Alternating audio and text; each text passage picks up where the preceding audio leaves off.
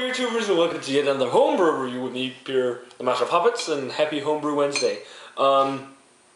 Yeah, this is a homebrew that was sent to me by Nick. He sent me two of his homebrews, his IPA and his barley wine.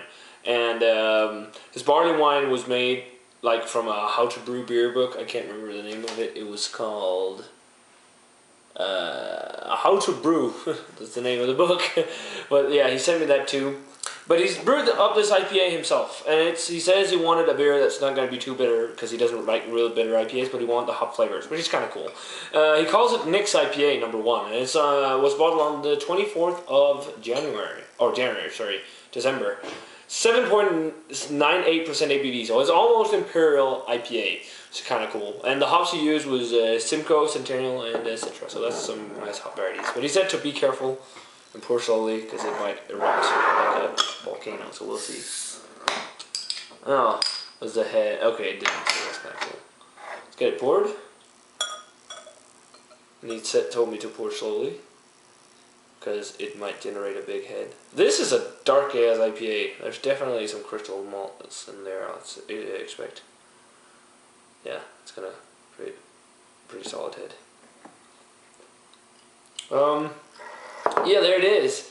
That's almost like an amber, dark amber color. It's not the prettiest beer, but I mean, in a homebrew color, it doesn't matter that much. It's like a muddy kind of amber color. You can't really see through it.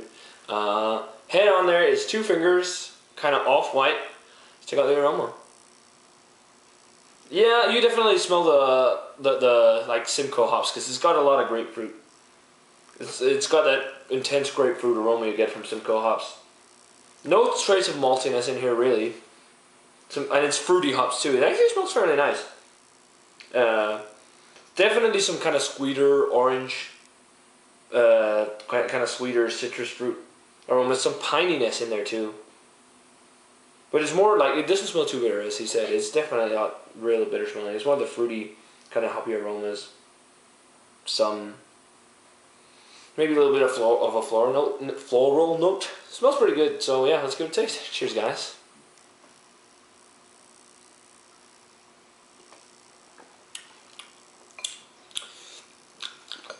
And it has a subtle bitterness. It's not too bitter, no. I do get what he's saying, but I don't know if he dry hopped this.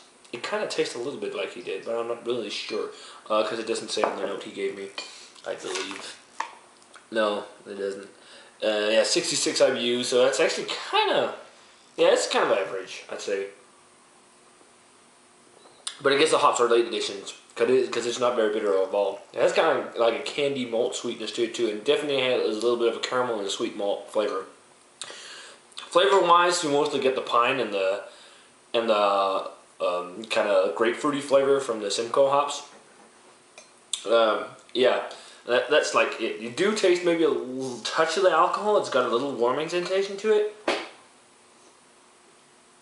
But he's only been doing homebrewing for a year.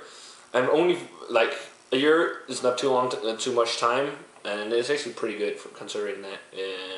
It's like one of his early homebrews.